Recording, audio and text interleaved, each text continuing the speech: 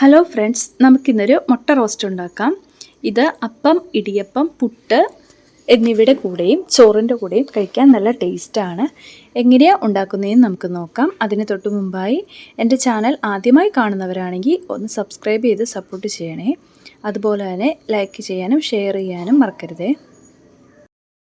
മുട്ട റോസ്റ്റ് ഉണ്ടാക്കാനായി ഞാനിവിടെ ഒരു പാൻ എടുത്തിട്ടുണ്ട്. അതിലേക്ക് ആവശ്യമായ എണ്ണ ഒഴിച്ചു കൊടുക്കാം.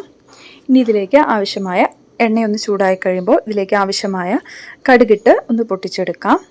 ഇനി കുറച്ച് ഇഞ്ചിയും വെളുത്തുള്ളിയും ഇട്ടൊന്ന് മൂപ്പിച്ചെടുക്കാം. ഇഞ്ചിയും വെളുത്തുള്ളിയും ഇപ്പം നന്നായി മൂത്ത് വന്നിട്ടുണ്ട്. ഇനി ഇതിലേക്ക് നമുക്ക് കറിവേപ്പിലയും ഇട്ട് കൊടുത്ത് ഒന്ന് ഇളക്കി കൊടുക്കാം. അതുപോലെ തന്നെ ആവശ്യത്തിന് പച്ചമുളകും ഇട്ട് ഒന്ന് മൂപ്പിച്ചെടുക്കാം. ഇനി ഇതിലേക്ക് ആവശ്യമായ 2 മീഡിയം സൈസ് സവോളയാണ് ഞാൻ ഇതിലേക്ക് എടുത്തേക്കുന്നത്. അത് ഇട്ട് കൊടുത്ത് നന്നായി ഒന്ന് മൂപ്പിച്ചെടുക്കാം. അത്യാവശ്യം സവോള ഒന്ന് വാടി സോഫ്റ്റായിട്ട് വരണം, അതുവരെയും ഒന്ന് ഇളക്കി കൊടുക്കാം. ഇപ്പം സവോളയൊന്ന് നന്നായി ഇളക്കി നന്നായി ഒന്ന് സോഫ്റ്റായിട്ട് വന്നിട്ടുണ്ട്.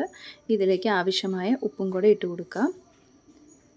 ഉപ്പും കൂടെ ഇട്ട് ഒന്നും കൂടെ ഇളക്കി ഒന്നും കൂടെ ഒന്ന് സോഫ്റ്റാക്കി എടുക്കാം. സവോള ഒന്ന് നന്നായിട്ടൊന്ന് വാടി വരണം, എന്നാലാണ് കറിക്ക് ഒന്നുകൂടെ നല്ല ടേസ്റ്റ് വരുന്നത്. ഒന്ന് മൂത്ത് വരുമ്പോഴാണ് ടേസ്റ്റ് ഉണ്ടാകുന്നത്. അപ്പോൾ നമുക്ക് നന്നായി ഒന്ന് ഇളക്കി കൊടുക്കാം. ഇനി മസാലപ്പൊടികൾ ഇട്ട് കൊടുക്കാം. മഞ്ഞൾപ്പൊടി, കാശ്മീരി ചില്ലി പൗഡർ, മുളക് പൊടി, മുട്ട റോസ്റ്റിന് നല്ല ടേസ്റ്റ് കിട്ടാൻ വേണ്ടി കുറച്ച് മീറ്റ് മസാലയും അതുപോലെ മല്ലിപ്പൊടിയും ചേർത്ത് കൊടുക്കാം. ഇനി പൊടികളിലെല്ലാം പച്ചച്ചുവ മാറുന്നത് വരെ നമുക്ക് നന്നായി ഒന്ന് ഇളക്കി കൊടുക്കാം.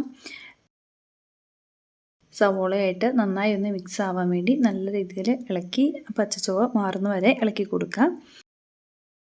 ഇപ്പോൾ നന്നായി ഇളക്കി മിക്സ് ചെയ്തിട്ടുണ്ട്. അതിനുശേഷം ഇതിലേക്ക് ആവശ്യമായ കുറച്ച് വെള്ളവും കൂടി ഒഴിക്കാം.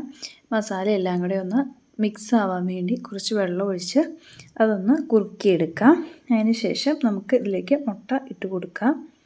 മുട്ട ചെറുതായിട്ടൊന്ന് വരഞ്ഞ് വെക്കണം, അപ്പോഴാണ് ഉള്ളിലേക്ക് നന്നായിട്ട് മസാല കയറുകയുള്ളൂ. അപ്പോൾ ചെറുതായി ഒന്ന് വരഞ്ഞിട്ട് വേണം ഇട്ട് കൊടുക്കാൻ.